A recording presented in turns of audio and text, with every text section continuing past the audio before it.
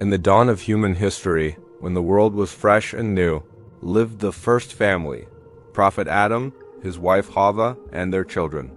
They were learning to live in a world crafted by the Creator, a world where love had just begun to bloom.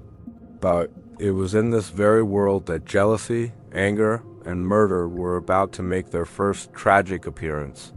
This is the true story of Habil and Qabil, the sons of Adam. After leaving paradise, Adam and Hawwa were blessed with children, often born as twins, a boy and a girl.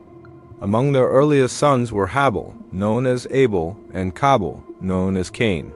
Adam taught them how to work, how to worship Allah, and how to live together in peace. Habil, the younger brother, was a gentle and kind-hearted shepherd. He found peace in caring for his flock and lived a simple, humble life. Qabil, the elder, was strong, proud, and a tiller of the soil. He was a determined farmer, proud of his work. One was gentle, the other ambitious. But what started as a simple difference would soon ignite a bitter rivalry. In those early days to populate the earth, Allah had set a special rule for marriage. A man would marry the twin sister of another birth, not his own. So Adam informed his sons of Allah's command. Qabil, you will marry Habil's twin sister, and Habil, you will marry Qabil's twin sister. But there was a problem. Qabil's twin sister was known for her beauty, while Habil's was less so. Qabil's heart burned with pride and jealousy. He protested, "I am older and stronger. I deserve my own twin sister. She is more beautiful." Adam gently reminded him, "This is the command of Allah, and we must obey him." But Qabil's heart was already darkening. The first seed of envy ever to be planted in a human heart had begun to sprout. To resolve the dispute, Adam turned to Allah for guidance. A divine command came. Both brothers were to make a sacrifice. The one whose offering was accepted would be proven righteous in Allah's eyes. Habil, the pious shepherd, chose the very best ram from his flock, healthy, strong, and unblemished. He offered it with a sincere and humble heart, praying to Allah. Qabil, on the other hand, filled with arrogance, gathered his worst crops, spoiled grains, and leftover produce, and presented them as his offering. Then a miracle unfolded.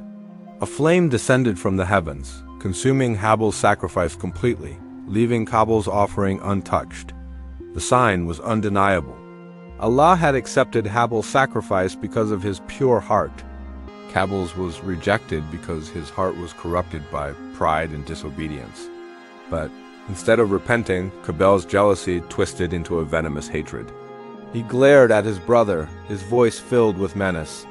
"I will kill you, so you cannot marry my sister." Habil, ever calm and faithful, replied with words that would echo through eternity. Allah only accepts from the righteous who fear him.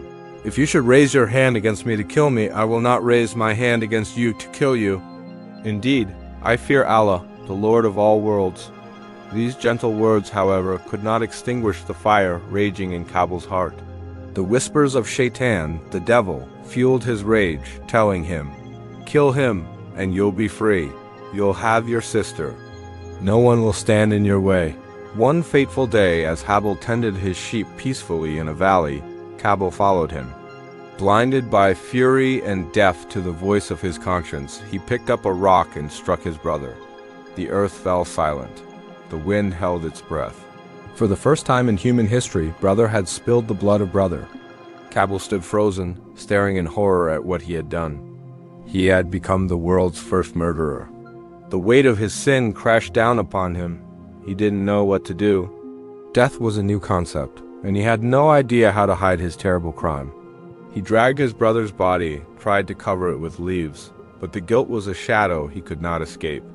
Then, Allah sent him a lesson in the most unexpected way. Qabil watched as two crows began to fight. One killed the other. Then, the living crow began to scratch at the earth with its beak and claws, digging a hole and burying its dead companion. Witnessing this, Qabil fell to his knees in despair, crying out, "Woe to me! Am I so helpless that I cannot even be like this crow and bury the body of my brother?"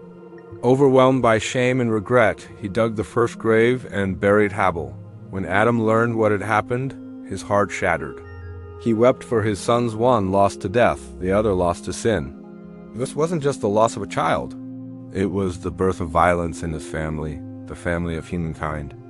Qabil, now an outcast, wandered the earth, forever haunted by his guilt and the echo of his brother's final faithful words. Indeed, I fear Allah, the Lord of all worlds. From this profound tragedy, Allah revealed a timeless lesson in the Quran for all of humanity. Whoever kills a soul, it is as if he had slain mankind entirely. And whoever saves one, it is as if he had saved mankind entirely. The story of Habil and Qabil teaches us that the greatest battles are fought within the heart. It warns us how jealousy can destroy the soul, blinding us to truth and love. It shows that sincerity is what truly matters to Allah, not the size of our offerings, but the purity of our intentions. It proves that violence never leads to victory, only to pain, fear, and regret. This ancient story is not just a tale from the past. It's a reflection of the struggles we face every day. In every choice between jealousy and humility, between anger and forgiveness, the legacy of Habil and Qabil lives on.